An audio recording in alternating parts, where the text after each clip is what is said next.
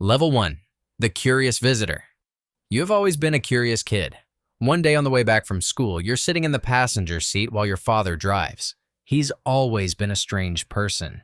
Unusual work hours, late-night phone calls, whining nights in front of the computer. During the drive, you overhear something. He's talking to someone on the phone, and you hear two words that stick in your mind. Dark web. You ask him what it is. He smiles and simply says, "It's just another part of the internet." He doesn't explain anything else. Years later, alone in your room, curiosity finally wins.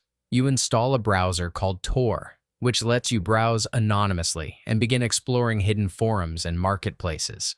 You don't do anything yet. You just observe anonymous users, cryptocurrency payments, encrypted messages. But you also start reading stories about scammers who trick inexperienced users and disappear with their money.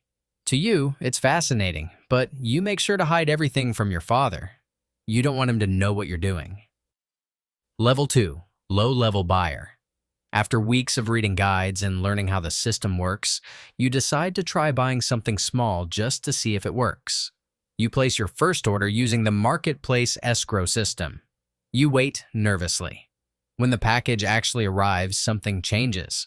Suddenly, this hidden world feels real. The system works exactly the way the forms described. You start buying occasionally. Small things, nothing too risky. But you learn quickly that not every vendor can be trusted. Some are scammers waiting for inexperienced buyers to send direct payment. You always double-check reputation. You are now a low-level buyer, and every time you hear your father walking near your room, you immediately close the browser.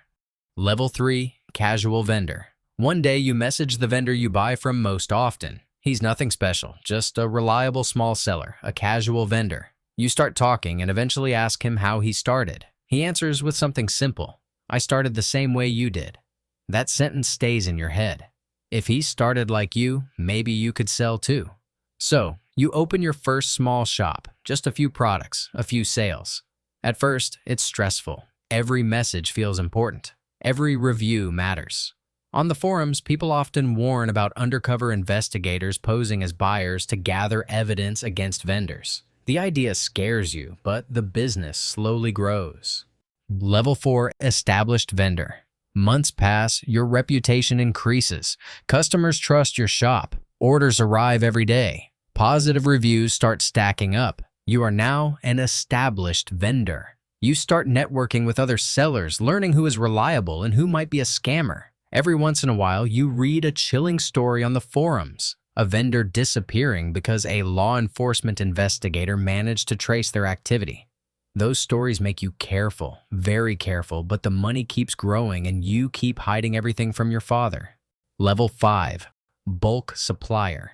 Eventually, your shop grows so much that you face a new problem. You need inventory in large quantities. That's when you meet him. A bulk supplier. He doesn't sell to customers. He sells to vendors. Massive quantities. Professional logistics. A few clients. You start buying from him and your business explodes. Then one day, you send your largest order ever and he disappears. No shipment, no response. He was a professional scammer. Level 6. Escrow moderator. You open a dispute. Now a new figure enters the story. The escrow moderator. His job is to review conflicts between buyers and vendors. He checks transaction records, shipping proofs, and marketplace logs. After reviewing everything, he makes his decision. The supplier is banned. Your funds are returned. The scammer disappears from the platform. For the first time, you realize the marketplace is run by a real structure behind the scenes. Level 7. Marketplace staff. Business returns to normal. You find new suppliers and even start supplying smaller vendors under you. One night, you upload a new product. You go to sleep. The next morning, your account is banned. No warning. A member of the marketplace staff shut down your shop. Years of work gone overnight. Meanwhile, rumors spread on the forums. People say new undercover agents have infiltrated the marketplace pretending to be buyers and vendors.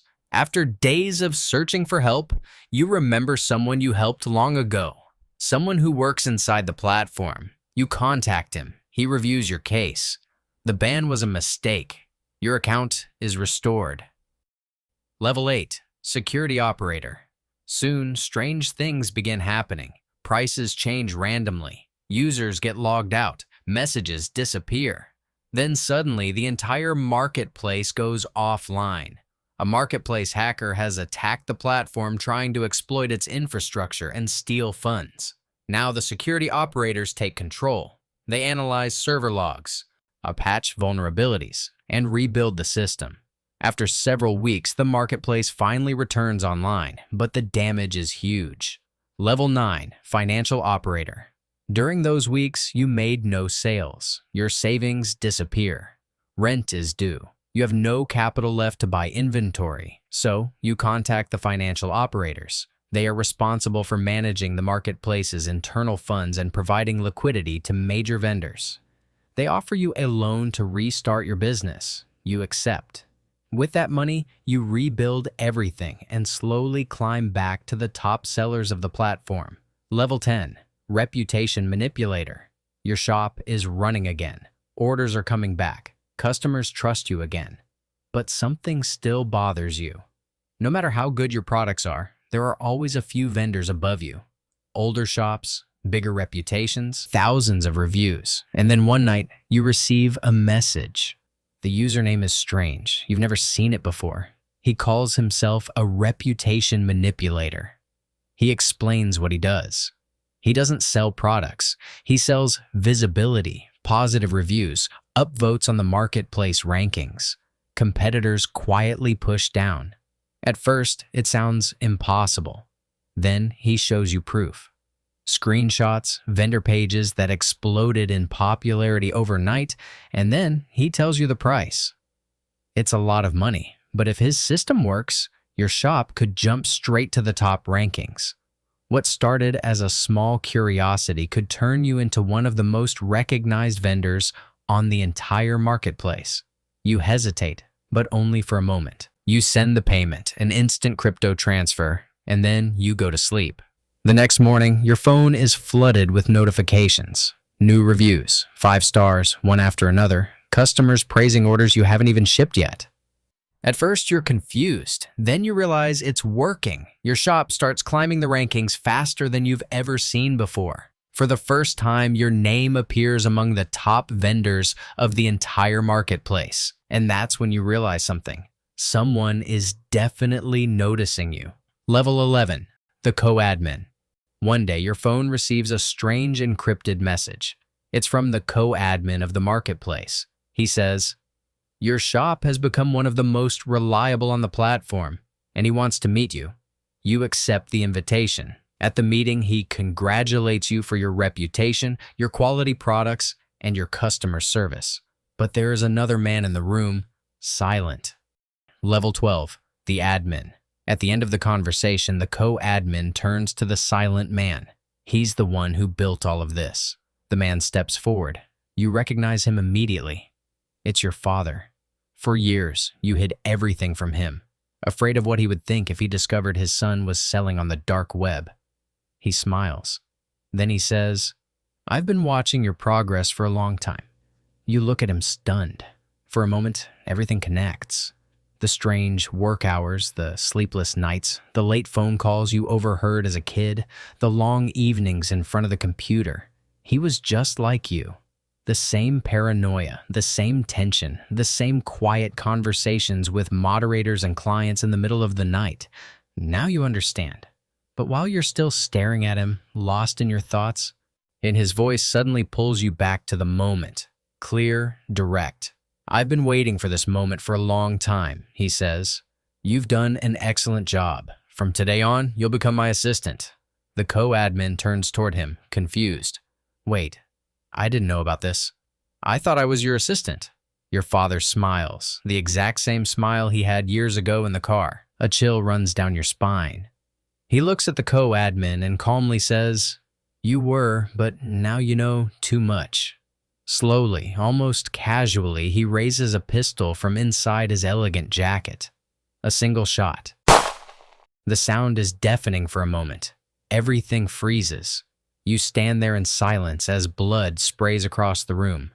You feel it reaching your shoes, slowly staining them.